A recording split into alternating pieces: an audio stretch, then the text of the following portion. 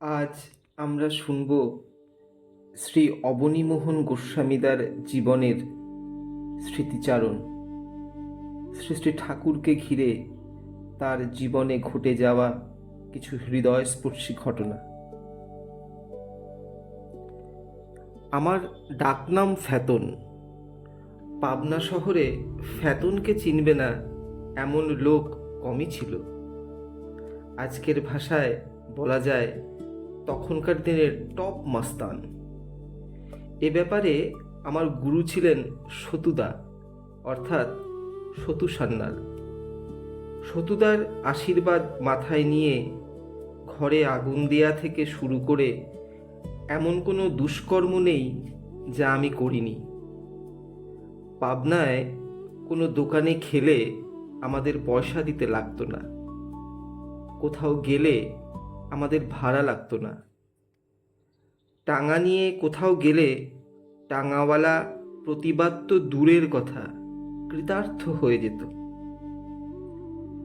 এমনই যে ফেতন আমি এলাম ঠাকুরের কাছে সতুদার কথায়।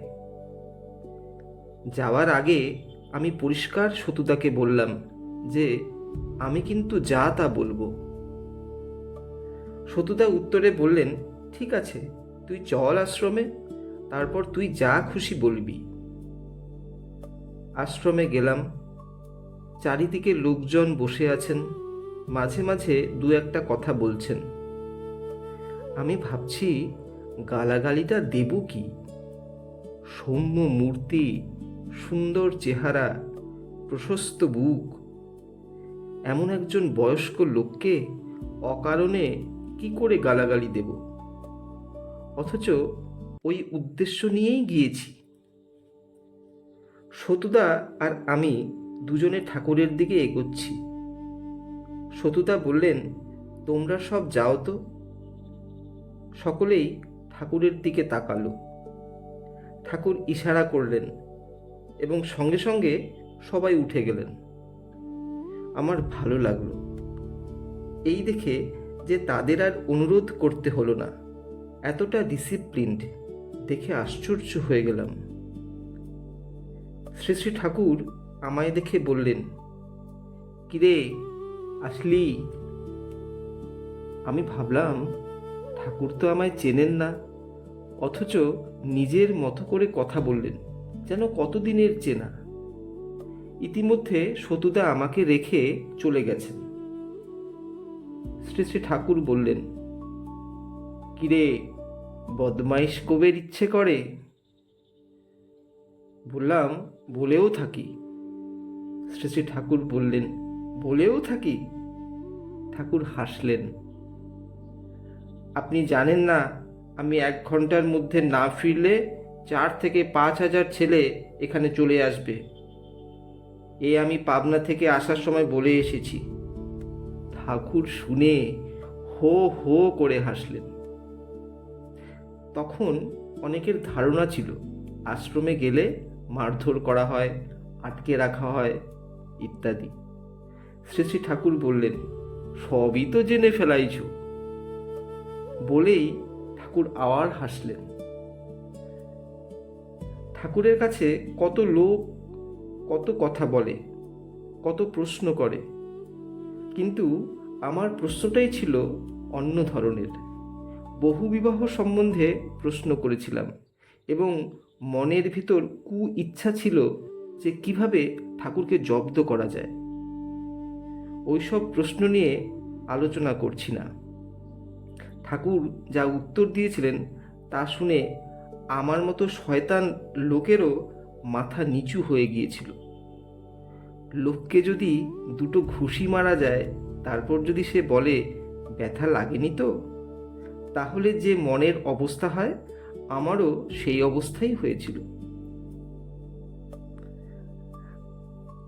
আমরা যা অন্যায় করেছি ঠাকুর কিছুই বলেননি, সব 7 খুন মাপ ছিল। একদিনের ঘটনা বলি।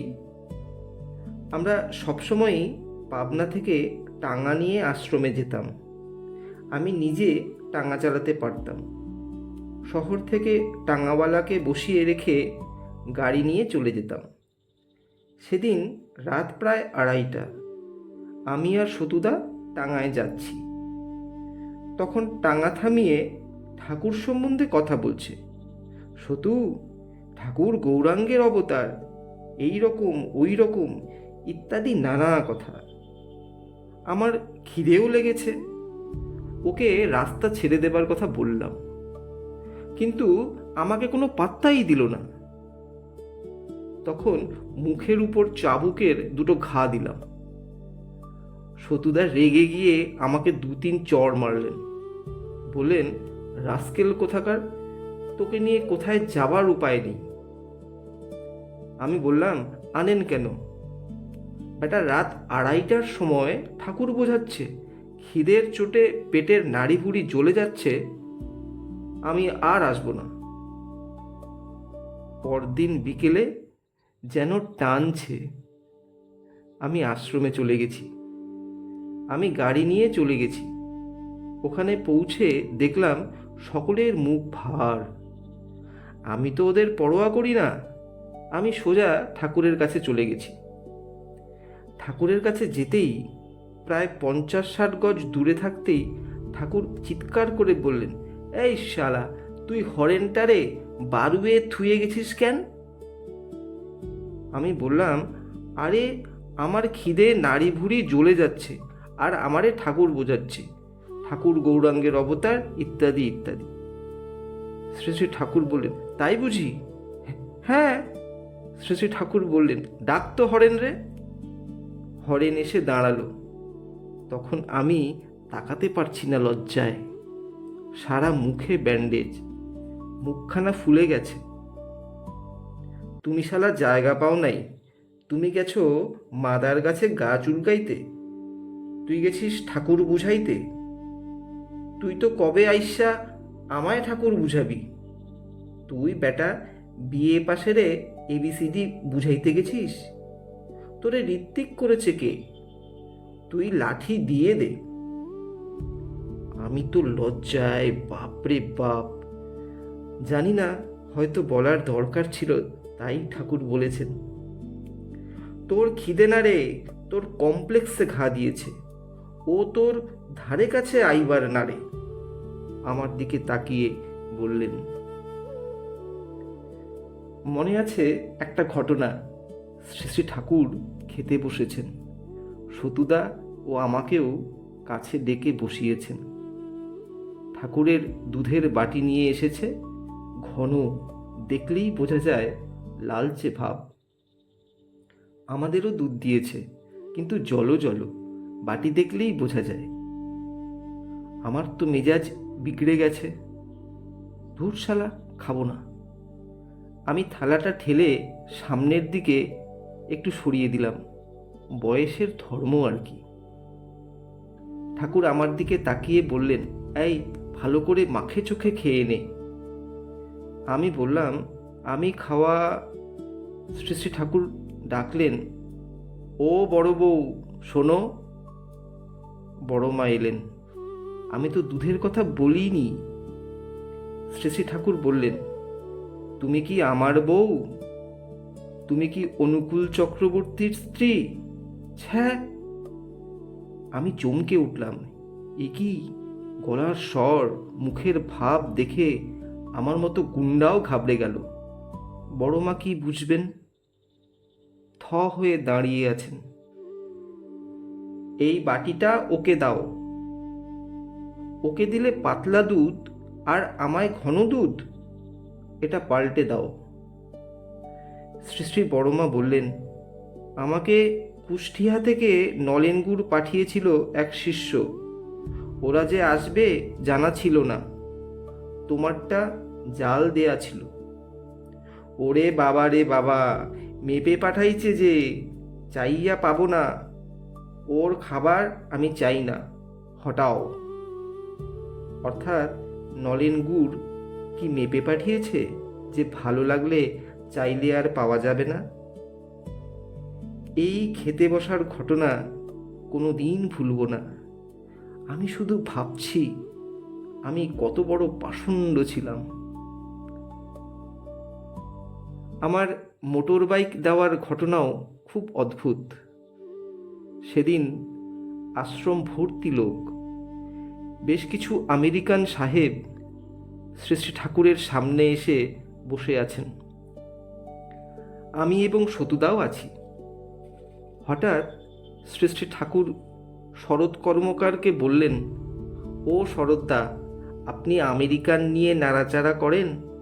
অর্থাৎ শরৎদা ওদের দেখাশোনা করতেন। আমায় একটা জিনিস দেবেন?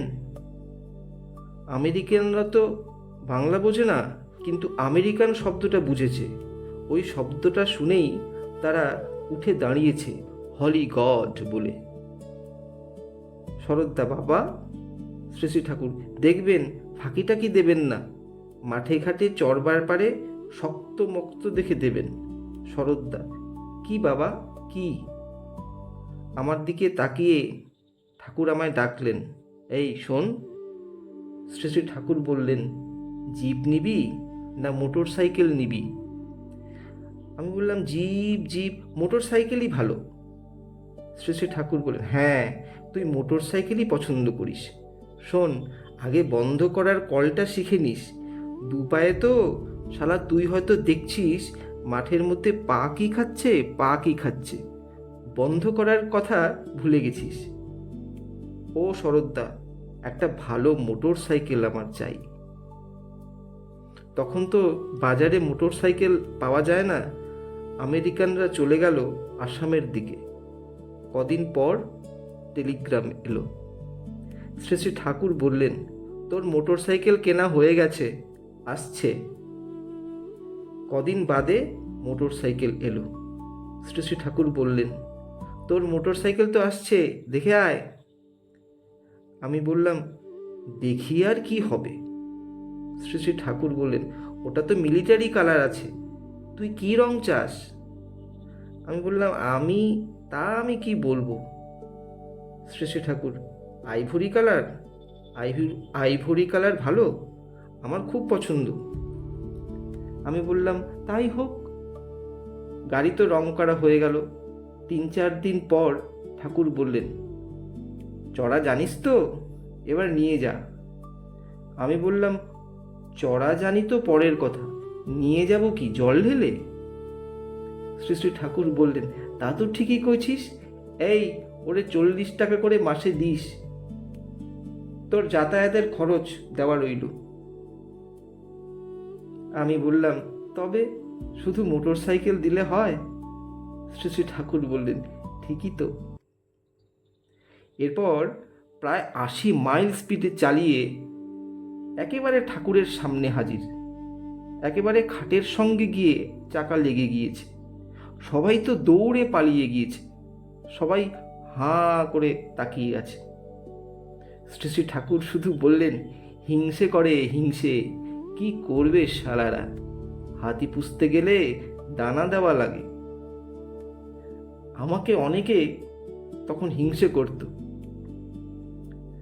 ঠাকুর আমায় বললেন, কিরে, মেজাজ টেজাজ ভালো তো? বললাম, মেজাজ তো ভালো, কিন্তু এইসব শুয়োরের দেখলে তো মেজাজ গরম হয়ে যায়। কথাটা বলে ফেলেছি। বলেই ঠাকুরের মুখের দিকে তাকিয়ে মনটা খচখচ করে উঠল। দেখি ঠাকুর আমার দিকে তাকিয়ে আছেন, চোখ দুটি স্থির, মুখে হাসি, অথচ যেন একটু ম্লান। শ্রী শ্রী ঠাকুর বললেন, তুই আমাকে একটু ভালোবাসতে পারলি না, না?